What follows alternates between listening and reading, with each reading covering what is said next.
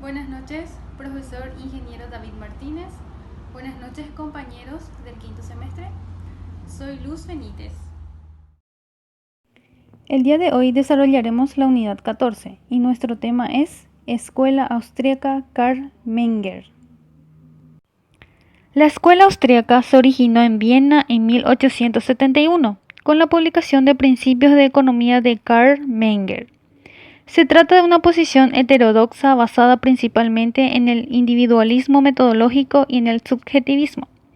Sus recomendaciones de política económica suelen ser antiintervencionistas y suele promover el liberalismo económico. La base de la escuela austríaca es el individualismo metodológico, es decir, que todos los fenómenos sociales son explicables por las acciones de los individuos. Siguiendo dicho método, rechazan la matematización de la economía y el empirismo, optando por realizar deducciones a partir de axiomas autoevidentes o hechos irrefutables. También rechazan la división entre macroeconomía y microeconomía, ya que consideran que la segunda debe explicar la primera. Ahora vamos a ver los principales exponentes de la escuela austríaca. Primeramente le tenemos a Karl Menger, que es el fundador de la escuela y teórico del marginalismo. Él es economista austríaco, profesor de economía política en la Universidad de Viena desde 1873 a 1903. Creó allí una escuela que alcanzó renombre internacional y en la que figuran economistas eminentes, quienes son Friedrich von Wiesen y Eugen von Bauer. El trabajo más considerable de Menger es Principios Fundamentales de Economía Política, en 1871. Esta obra asumió una gran importancia en la historia del pensamiento económico. Ahora le tenemos a Friedrich Wieser, que nació en Viena en 1851. Estudió Derecho. Después de trabajar un poco tiempo como empleado del gobierno, se va a estudiar Economía a Alemania con una beca, junto a Eugen, quien era amigo de la juventud y más tarde sería su cuñado. Durante su estancia en Alemania, comenzó sus estudios sobre la teoría del valor. En sus últimos años se dedicó a la sociología. También inventó el término utilidad marginal.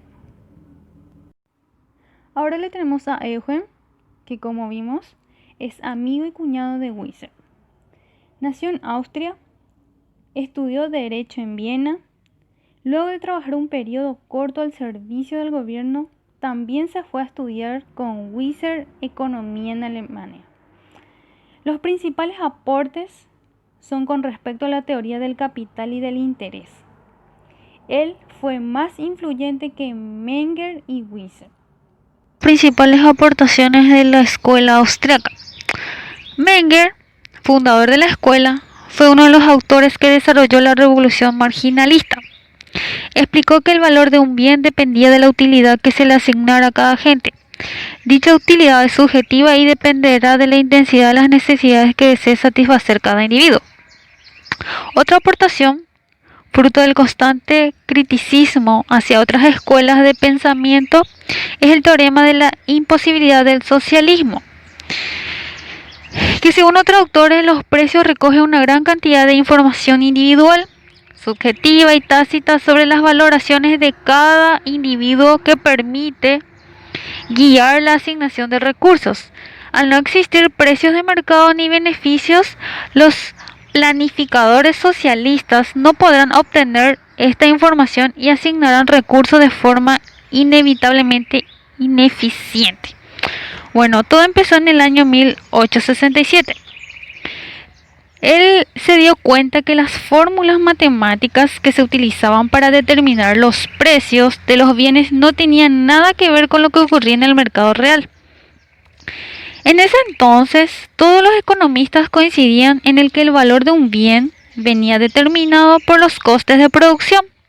Por ejemplo, el coste de una silla de madera sería la suma del coste de las tablas, los clavos y las horas de trabajo. que han sido necesarias para producir. Por lo tanto, el precio sería este valor más el porcentaje de beneficio. Para Menger, esta fórmula no funciona. Para él, el valor de las cosas depende de la valoración subjetiva que hacen aquellos que la van a comprar. Menger descubrió que el valor de un bien no depende de su coste ni del trabajo necesario para producirlo, sino la valoración subjetiva que hacemos del mismo. Que esta valoración depende de infinitos factores que no se pueden comprobar con fórmulas matemáticas. Para él, la economía es un estudio de humanidades. Por eso su metodología se basa en procesos lógicos y deductivos. Para él no hay fórmula matemática, ni funciones, ni gráficas. Una de las aportaciones de la escuela austríaca es su explicación del ciclo económico. Según la teoría austríaca del ciclo económico, se inician por una expansión artificial del crédito no respaldada por ahorro previo. Esto es lo que ocurre cuando los bancos centrales bajan tipos de interés o imprimen moneda. Los tipos de interés bajos hacen que se produzcan un exceso de inversión en actividades que con tipos de interés a niveles normales no hubiesen resultados viables. ¿Qué genera esto? Un falso auge económico, una burbuja que se pincha cuando se corta el crédito barato. Los recursos, capital y trabajo destinados a la burbuja deben reasignarse a proyectos realmente productivos. Pero como los bienes de capital son heterogéneos y no pueden reasignarse de un sector a otro con facilidad, el ajuste generará pérdidas de valor y por lo tanto una depresión. El sistema de Menger. Lo primero que hace es una clasificación de las cosas entre bienes y cosas útiles, estableciendo 4 condiciones que debe tener una cosa para ser un bien. Primeramente, tiene que satisfacer una necesidad humana. Debe ser posible establecer una relación causal entre la cosa y la satisfacción de la necesidad. Esta relación debe ser reconocida por el individuo que experimenta la necesidad. También se debe poder disponer de la cosa de modo que pueda utilizarse para satisfacer la necesidad. Ahora vamos a ver los métodos. Una vez que se distinguió los bienes de las cosas útiles, él distinguió entre bienes de primer orden y bienes de orden superior. ¿Qué son los bienes de primer orden? Son aquellas que pueden satisfacer necesidades humanas directamente. Por ejemplo, tenemos el pan. ¿Qué son los bienes de orden superior? Son utilizados para producir los bienes de primer orden. En este caso, la harina. De la harina se hace el pan. Esta secuencia causal caracteriza a la escuela austríaca y se utiliza luego para la teoría del valor. La noción de que el valor de los bienes de primer orden se transmite o imputa a los bienes de orden superior.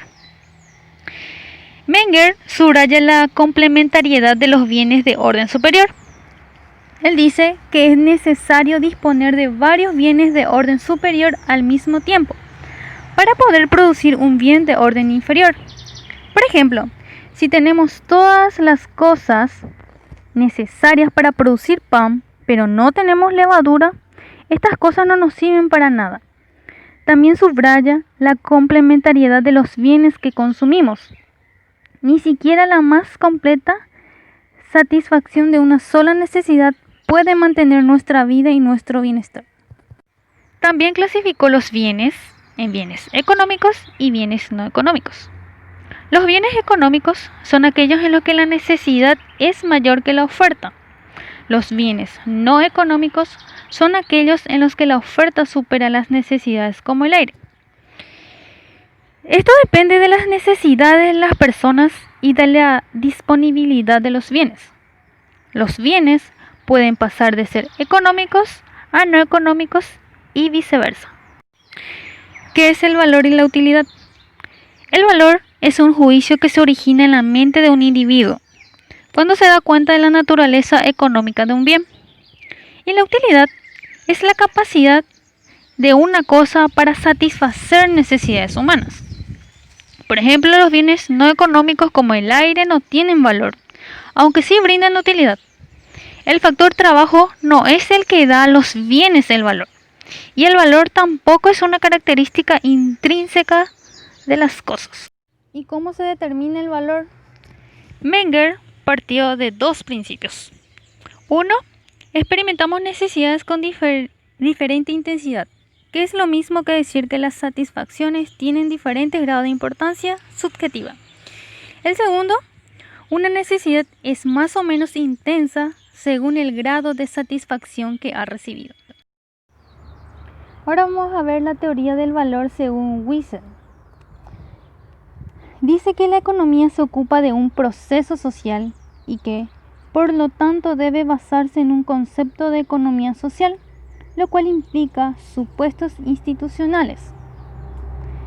Él dice que cuanto mayores son las diferencias en la riqueza, más llamativas son las anomalías de la producción. Se provee de lujos al capricho, mientras que se es sordo para las necesidades del miserable y del pobre. Es por tanto la distribución de la riqueza al que se decide qué es lo que se va a producir e induce al consumo de tipo más antieconómico, un consumo que despilfarra en el disfrute innecesario y culpable de lo que podría haber servido para sanar las heridas de la pobreza.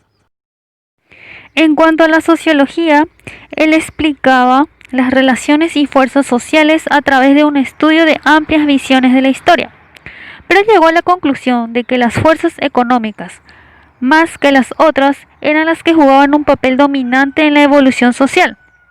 A pesar de sus intereses por objetivos colectivos como el bienestar económico, él adoptó un planteamiento individualista, rechazando explícitamente la aproximación colectiva. Él dice que el individuo es la raíz de todas las decisiones. Las decisiones se toman frente a determinadas restricciones. Las instituciones son las que definen las restricciones que afectan las decisiones individuales. Ahora vamos a ver la teoría del capital según Eugen.